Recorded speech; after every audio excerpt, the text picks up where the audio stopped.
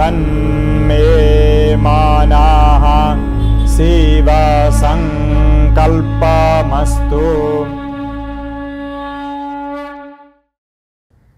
विसर्गको उच्चारण। विसर्गको उच्चारण गर्दा हकार समान गर्नुपर्दछ, तर हकार भने मान्नु हुँदैन। त्यसैगरी अकारदेखि पर रहेको विसर्गको उच्चारण गर्दा ह समान उच्चारण हुन्छ।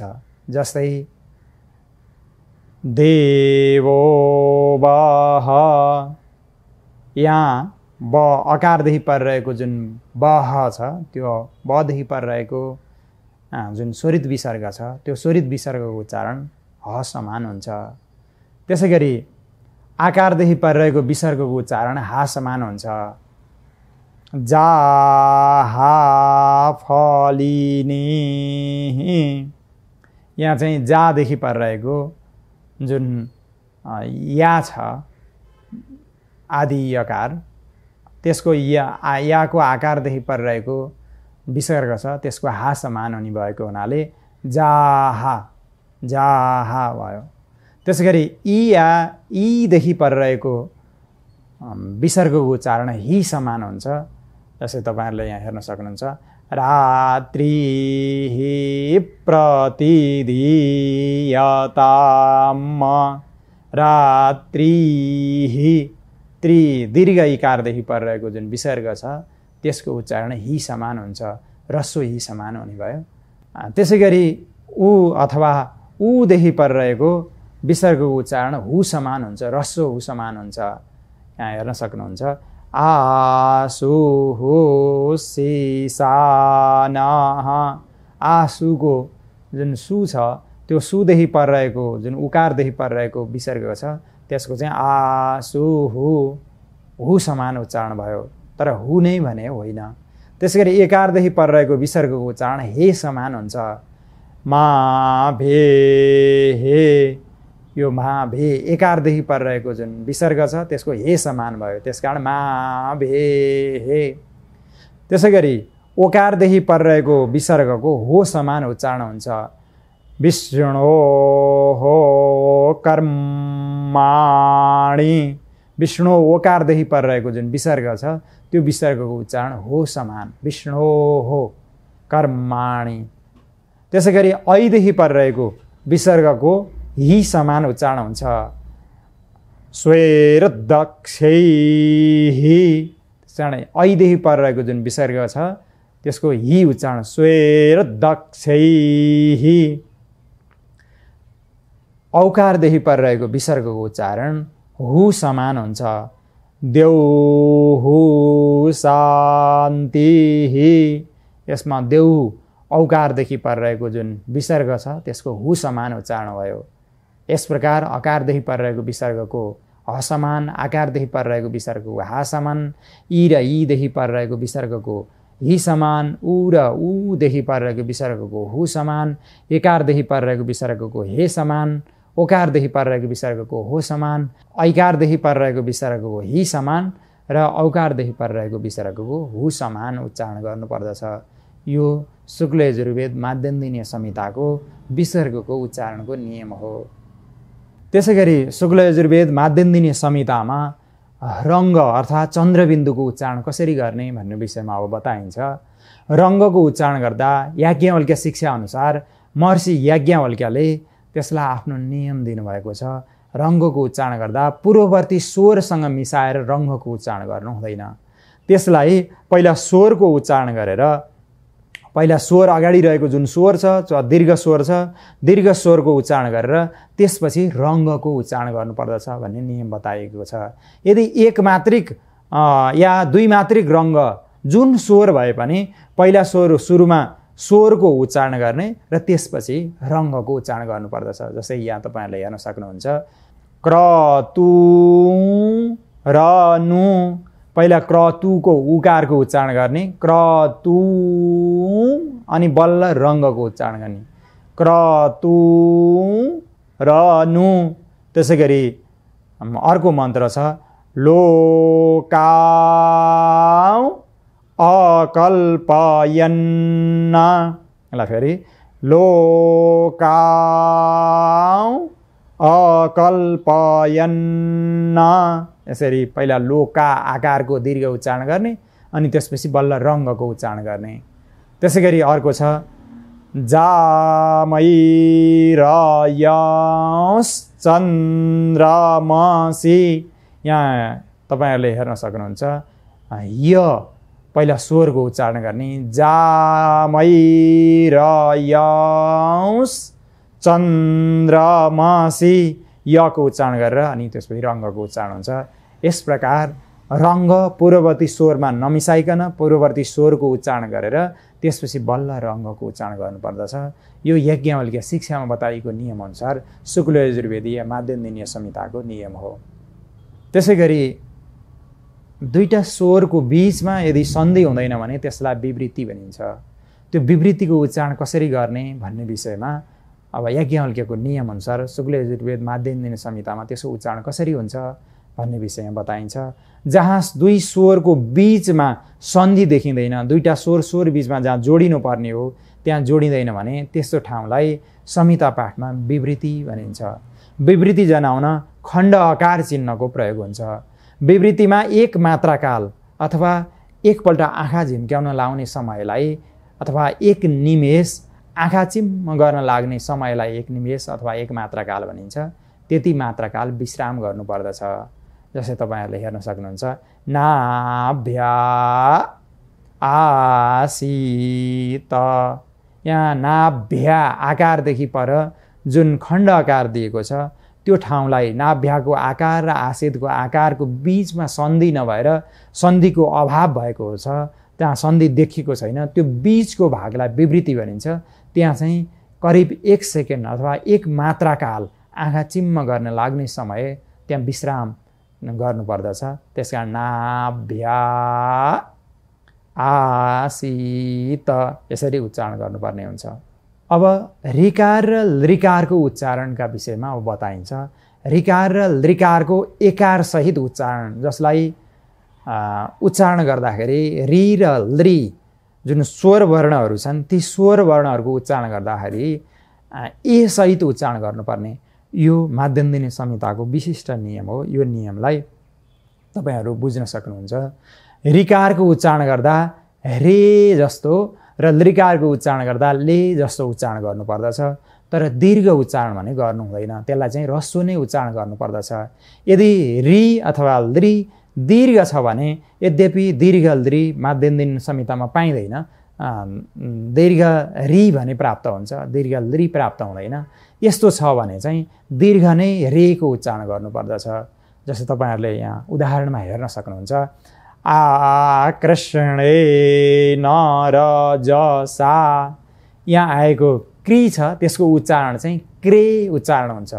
त्यसकारण आकृष्णे यसलाई आकृष्णे नरजसा यसरी उच्चारण गर्नुपर्ने हुन्छ। त्यसकारण क्रीको यहाँ अरु सामान्य लौकिक भाषामा प्रयोग गर्दा यो चाहिँ ह्रस्व अथवा क्री नै उच्चारण हुन्छ भने वेदमा माध्यन्दिनी संहितामा उच्चारण गर्दा त्यसको उच्चारण क्रे गर्नुपर्छ, एकार सहित उच्चारण गर्नुपर्दछ। त्यसैगरी लृकारको उच्चारण तपाईहरुले यहाँ हेर्न सक्नुहुन्छ क्लृप्तञ्च मे क्लृप्तिश्च मे। यसरी यो क्लृप्तम छ नि लृकार लागेको हुनाले यसको चाहिँ क्लृप्तम नभएर क्लृप्तम पछाडिपट्टि चाहिँ तपाईहरुले हेर्न सक्नुहुन्छ क्लृप्तञ्च मे क्लृप्तिश्च मे यसरी एकार सहितको उच्चारण हुन्छ। त्यसैगरी दीर्घ ऋकारको उच्चारण तर्पयत मे पित्रेन हो। त्यो त्रिको उच्चारण चाहिँ दीर्घ रे समान भयो, दीर्घ ऋकार समान उच्चारण भएको हुनाले पित्रेन यसरी त्रे चाहिँ दीर्घ उच्चारण गरियो। यस प्रकार शुक्ल यजुर्वेद माध्यन्दिनी संहितामा ऋकार र लृकारको उच्चारण एकार सहित उच्चारण गर्नुपर्दछ। अर्थात् ऋकारको उच्चारण गर्दा रे समान, लृकारको उच्चारण गर्दा ले समान उच्चारण गर्नुपर्ने यो शुक्ल यजुर्वेद माध्यन्दिनी शाखाको आफ्नो विशिष्ट नियम हो। यसलाई हामीले ख्याल गरेर उच्चारण गरियो भने हाम्रो वेद शुद्ध पनि हुन्छ राम्रो पनि हुन्छ, नियम सङ्गत पनि हुन्छ। याज्ञवल्क्य आदि ऋषि महर्षिहरूले बताएको नियमअनुसार उच्चारण गरियो भने वेदको अनन्त ऊर्जा हामीलाई प्राप्त हुन्छ। त्यसै गरी यकारको जकार उच्चारण अथवा जकार समान उच्चारण गर्ने, जकार जशब्द इति विज्ञ भनेर याज्ञवल्क्य शिक्षामा बताइएको छ। पदको आदिमा आएको अथवा पादको आदिमा आएको यकारलाई जकार समान उच्चारण गर्नुपर्दछ। जहाँ यकारको पेट काटिएको छ, अब वेदहरूमा कथम कदाचित काहीँ पेट काटिएको रहेछ भने पनि त्यो पदहरू थाहा पाएर जकार समान उच्चारण गर्नुपर्ने हुन्छ। तर धेरैजसो वेदका पुस्तकहरूमा वेद पढ्दाखेरि नै यकारको पेट काटिएको हुन्छ, त्यसकारण त्यो यकारको पेट काटिएको यकारलाई जकार भनिन्छ। त्यही भएर त नेपाली भाषामा हामी योगीलाई जोगी भन्छौँ। यो हाम्रो यो शुक्ल यजुर्वेद संहिताको प्रभाव हो। योगी जोगी अनि योगलाई जोग परेको संयोग पर्यो भन्छन्, त्यो संयोगलाई संयोग गराएको यो चाहिँ वेद पाठका प्रभावहरू हाम्रा मातृभाषामा हाम्रा नेपाली भाषामा पनि परेको छ। त्यसकारण हामीहरू शुक्ल यजुर्वेद माध्यन्दिनीय शाखाको अध्ययन गर्ने नेपालीहरू हौँ। प्राय नेपालीहरू सम्पूर्ण नेपालीहरूको मूल वेद यजुर्वेद हो, त्यो पनि शुक्ल यजुर्वेद, त्यसको पनि माध्यन्दिनीय शाखा।